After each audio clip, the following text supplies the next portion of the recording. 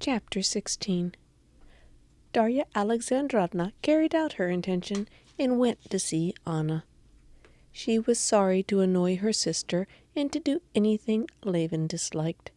She quite understood how right the Levins were in not wishing to have anything to do with Vronsky. But she felt she must go and see Anna and show that her feelings could not be changed in spite of the change in her position. That she might make the expedition completely independent of the Levins, Daria Alexandrovna sent to the village to hire horses for the drive. But Levin, learning of it, went to her to protest. "What makes you suppose that I dislike your going? But even if I did dislike it, I should still more dislike you not taking my horses," he said. "You never told me that you were going for certain.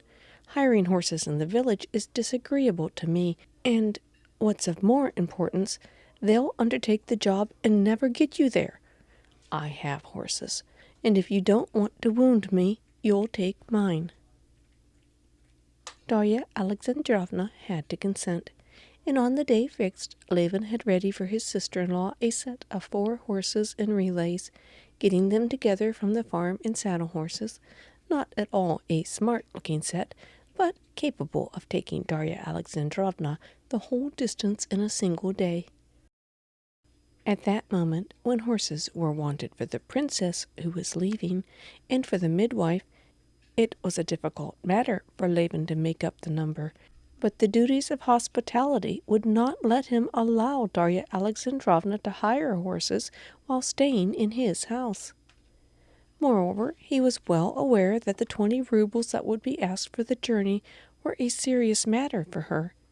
Daria Alexandrovna's pecuniary affairs, which were in a very unsatisfactory state, were taken to heart by the Levins as if they were their own. Daria Alexandrovna, by Levin's advice, started before daybreak.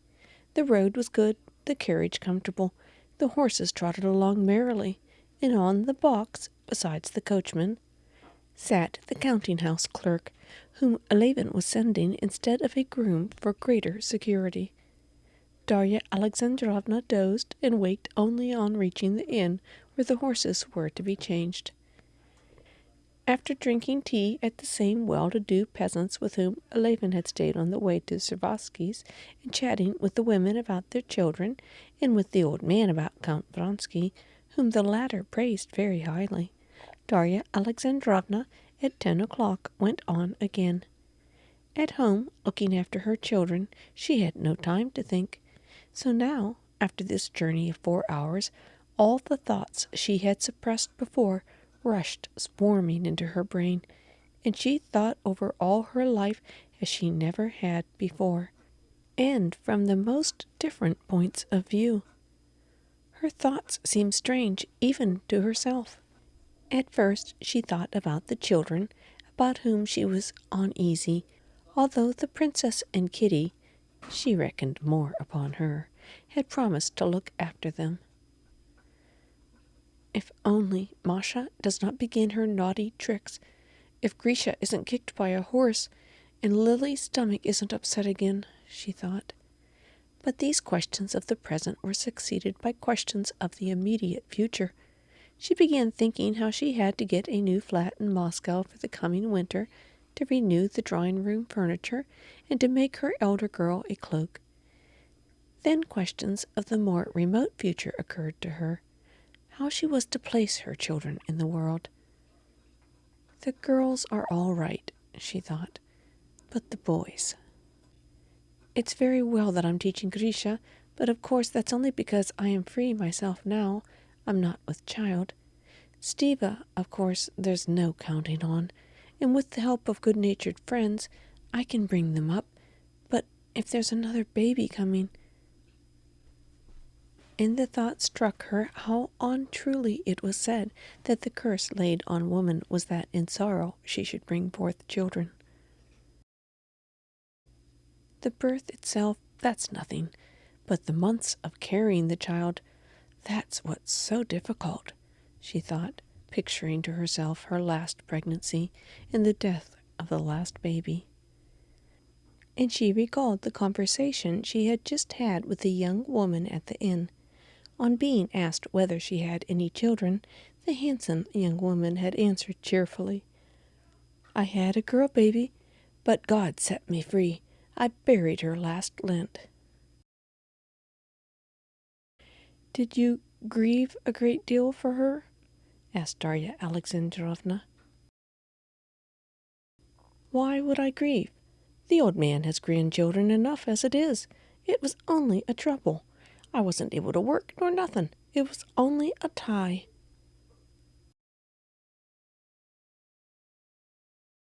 This answer had struck Daria Alexandrovna as revolting, in spite of the good-natured and pleasing face of the young woman. But now she could not help recalling these words. In those overly cynical words there was indeed a grain of truth. Yes, altogether, thought Daria Alexandrovna, looking back over her whole existence during those 15 years of married life. Pregnancy, sickness, mental incapacity, indifference to everything, and most of all, hideousness. Kitty, young and pretty as she is, even Kitty has lost her looks. And when I'm with child, I become hideous. I know it. The birth, the agony, the hideous agonies, that last moment. Then the nursing, the sleepless nights, the fearful pains. Daria Alexandrovna shuddered at the mere recollection of the pain from which she had suffered with almost every child.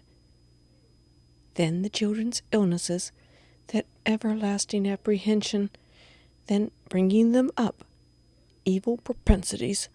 She thought of little Masha's crime among the raspberries. Education, Latin, it's all so incomprehensible and difficult. And on the top of it all, the death of these children.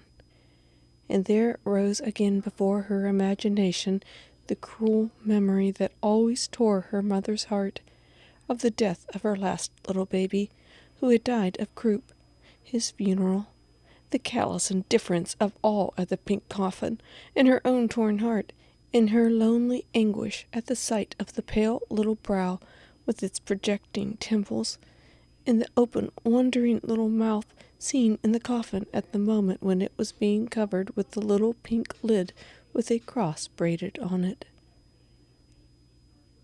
And all this, what's it for? What is to come of all of it?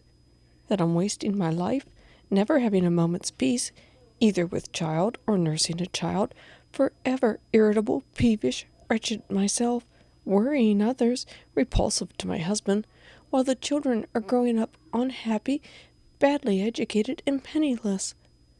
Even now, if it weren't for spending this summer at the Levins, I don't know how we should be managing to live. Of course, Kostya and Kitty have so much tact that we don't feel it, but it can't go on. They'll have children, they won't be able to keep us. It's a drag on them as it is. How is Papa, who has hardly anything left for himself, to help us?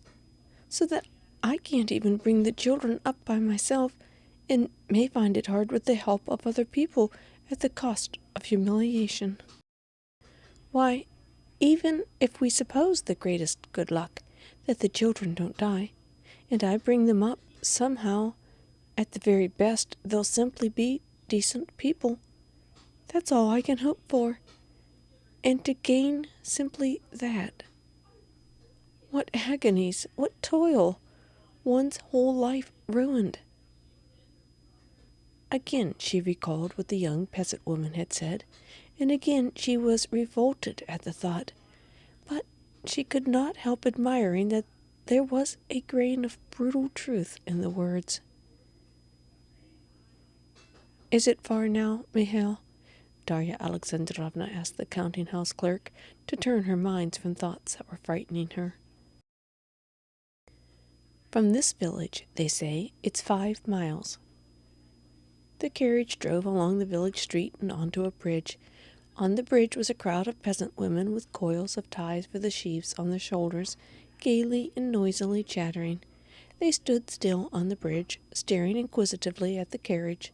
All the faces turned to Daria Alexandrovna, looked to her healthy and happy, making her envious of their enjoyment of life. They're all living. They're all enjoying life. Daria Alexandrovna continued to muse after she had passed the peasant women and was driving uphill again at a trot, seated comfortably on the soft springs of the old carriage. While I, let out, as it were, from prison, from the world of worries that fret me to death, am only looking about me now for an instant. They all live, those peasant women, and my sister, Natalia and Varenka and Anna, who I am going to see, all, but not I. And they attack Anna. What for? Am I any better? I have, anyway, a husband I love, not as I should like to love him, still I do love him, while Anna never loved hers. How is she to blame? She wants to live. God has put that in our hearts. Very likely I should have done the same. Even to this day I don't feel sure I did right in listening to her at that terrible time when she came to me in Moscow. I ought then to have cast off my husband and have begun my life afresh. I might have loved and been loved in reality. And is it any better as it is? I don't respect him. He's necessary to me, she thought about her husband, and I put up with him. Is that any better? At that time I could still have been admired. I had beauty left still. Daria Alexandrovna pursued her thoughts, and she would have liked to look at herself in the looking-glass. She had a traveling looking-glass in her handbag, and she wanted to take it out, but looking at the backs of the coachman and the Swain counting-house clerk, she felt that she would be ashamed if either of them were to look around, and she did not take out the glass. But without looking in the glass, she thought that even now it was not too late, and she thought of Sergei Ivanovitch, who was always particularly attentive to her, of Stiva's good-hearted friend, Turovstin, who had helped her nurse her children through the scarlatina and was in love with her. And there was someone else, a quite young man who, her husband had told her it as a joke, thought her more beautiful than either of her sisters. And the most passionate and impossible romances rose before Daria Alexandrovna's imagination. Anna did quite right, and certainly I shall never reproach her for it. She is happy.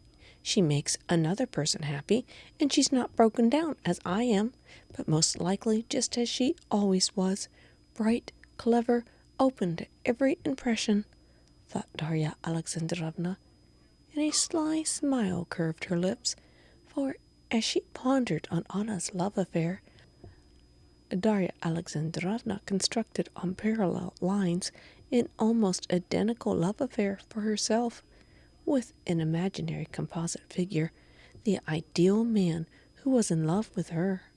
She, like Anna, confessed the whole affair to her husband, and the amazement and perplexity of Stepan Arkadyevitch at this avowal made her smile. In such daydreams she reached the turning of the high road that led to the estate where Anna and Vronsky were staying.